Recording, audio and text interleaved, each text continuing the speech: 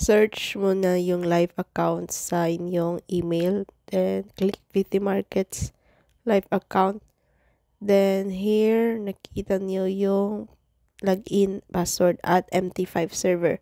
Nakalakay VT Markets Live. Also, if you want to search your demo account, type demo.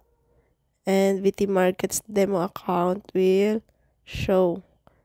Then click that one, and then another login password and server na VT Markets demo ang nakalagay.